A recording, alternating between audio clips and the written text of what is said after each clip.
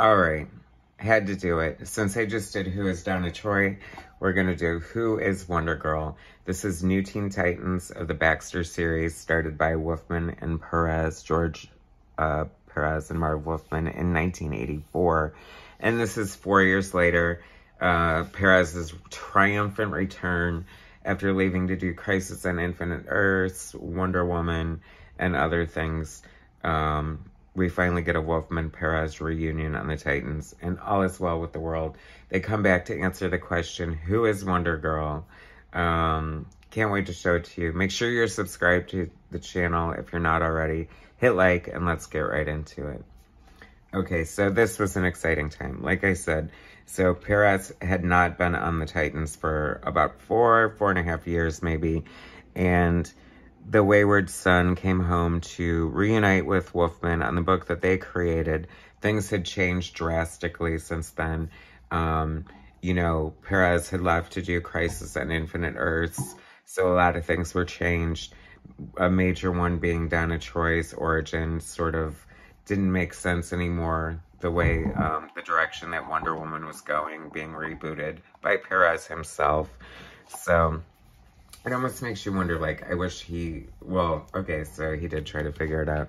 And this is them, like, getting a new origin for Donna Troy / Wonder Girl, independent of Wonder Woman.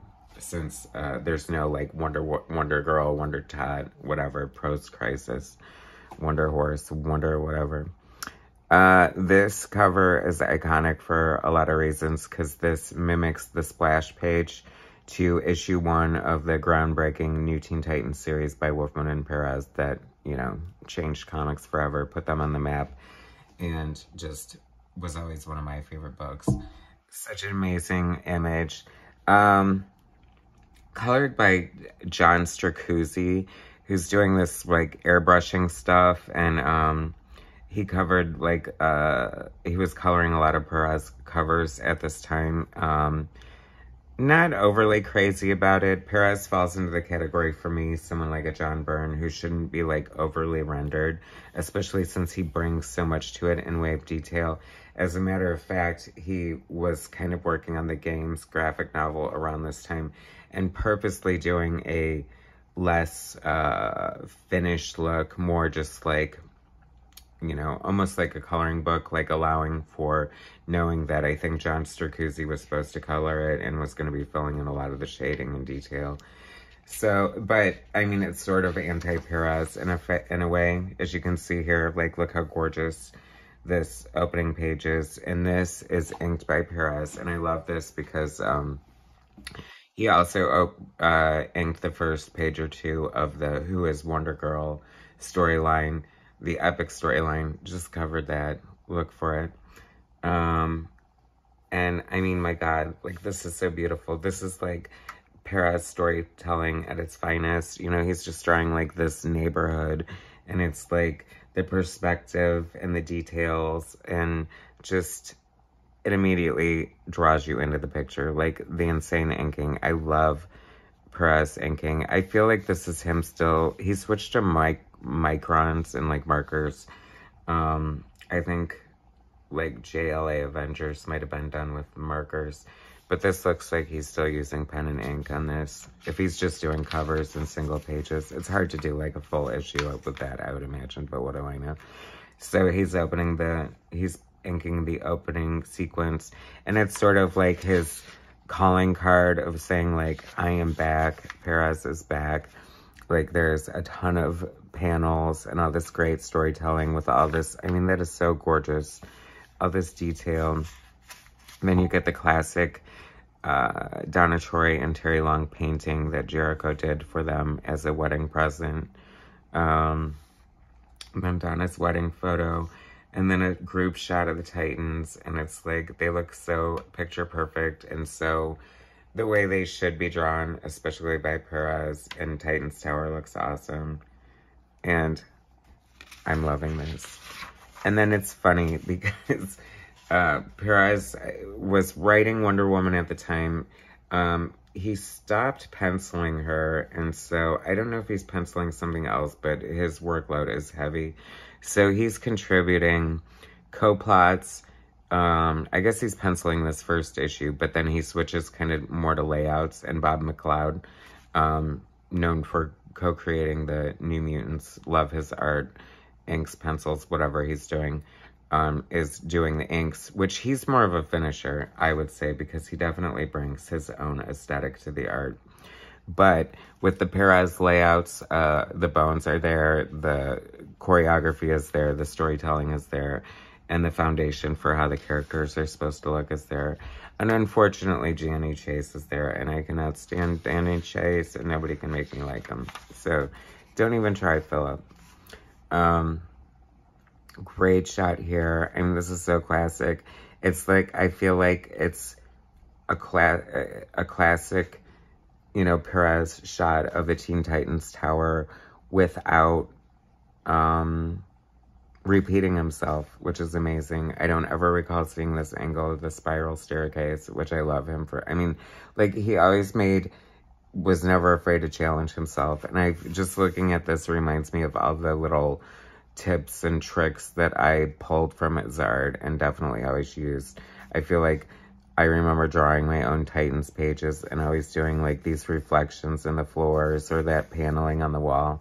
And I just love seeing this so much. His perspective is always perfect, and the characters are just acting right, and I just love it. It's like the realness that he creates. The characters move within the space of the page just so perfectly. And Raven, you know, I wasn't mad when they gave her the white costume. I thought that was a fun evolution of the character. I jumped ahead a bunch of issues, so I am going to go back and cover them. But since I just did Who Is Donna Troy, I wanted to bookend it with Who Is Wonder Girl, especially to keep the Pérez love going.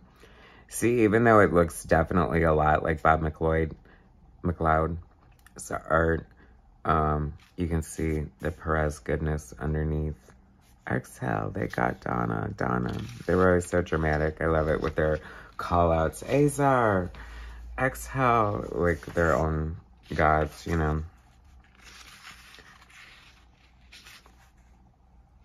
I mean, that's classic. You know, it's funny because I was reading this interview, and I covered it, the Amazing Heroes interview with George Pérez, and he was just talking about this, and he is so right. Like, as many amazing artists that followed Pérez and the Titans, like Jose Luis Garcia Lopez and Eduardo Barreto, beautiful artists in their own right, but, you know, they just didn't have the same... The characters just look right done by Pérez, you know, since he was instrumental in their creation, if not their visual creation on, you know, half the team. See, it's funny because that looks like a little bit rushed, a little dependent on the colorist to bring the detail that Pérez would normally, I mean, you would be getting a full silhouette of whatever the hell's going on there, right? But it's okay. I'm not mad at it. And this whacked out looking Titan of Myth hobbling around on the circular staircase. See, that's cool. I like it. Like, it's a good, I don't know, juxtaposition for, I mean, nothing will, you know, ever compare to the original Raven with her black so-self and her, you know, navy cowl, but I like it. That's an evolution I can take. Like when Vision turned all white and John Byrne's run on Avengers West Coast, it made sense to the storyline, so, and plus it looked cool AF, so I'm down with it. This is like such classic, see, it's like very exciting. It was so exciting, like I probably peed my pants when this book came out because I was just so happy that Pérez was drawing the Titans again, and it just looked and felt so good, and just so many hallmarks of his sort of storytelling, like this panel layout right here, like, and then the close-ups of the faces, like, it's just so beautiful. And then, like, Pérez Rubble, of course. John Byrne and George Pérez, equally tied for drawing the best Rubble in comic books, I would say. I'm sure there's more. I'm sure Kirby draws Awesome Rebel, but what about Barney Rebel? I love these effects. I just love the faces. Like, that's such a classic Perez face right there. It's so gorgeous. I love this effect here, too. That was cool. Like, with the color hold overlay there. And I always liked Bob McLeod's use of, like, Zipatone in his inking. And that definitely is signature Bob McLeod. I'm resisting saying McLeod because I swear I read it was McLeod once, but then I feel my friend Matt has told me it was McLeod. No, it's McLeod. Potato, it's driving me crazy. Very cool, Plastic Man. I don't know, it's funny because I did get the Plastic Man when Kyle Baker did it. I don't know why I didn't get this one. I was such a fan of the cartoon. If I could go back in time, I would have gotten everything, but, you know, hindsight's 20/20. That's so cool. This is just, like, such hallmarks of Perez's art. And it's funny because you can tell he is doing, like, looser pencils. Not complaining, mind you, because that's still amazing. But I feel like he would have drawn in all the faces if this were, like, his primary art focus right there. Because, let's face it, we all know Perez and his insane amount of detail. As a matter of fact, I feel like part of his issue with this and why he left is he felt like he was kind of phoning it in or like it was too easy or something. And he definitely is an artist who always wants to challenge himself. Because I feel like he came back for, like, he initially was going to stay, like, for the long haul, but it didn't last quite as long as he planned on it. But whatever. I mean, you can go home again. You can't go home again. I mean, home is where the heart is. Absent makes the heart grow fonder. Familiarity breeds content. All of that.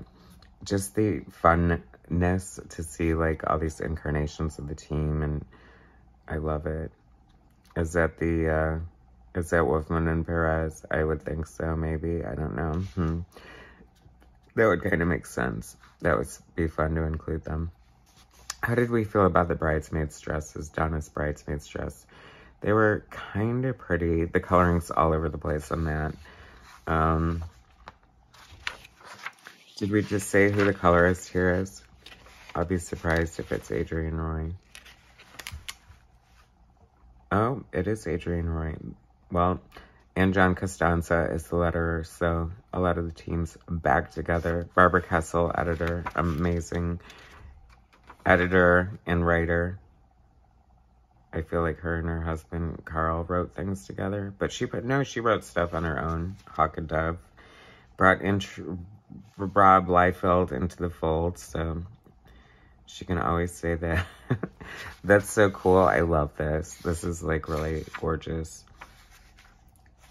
I just love the way the panels are framed with that. It's so good. It's such a great way to, like, add an establishing shot. And so, not really cut corners, but in a way. Beautiful, beautiful art. Can't wait to look at the next issue. Anyway, New Teen Titans, Who is Wonder Girl, Part 1 of 4 by Wolfman, Perez, and McLeod. Anyway, thanks for watching. Subscribe to my channel, hit like, share my content, and I'll bring you some more later.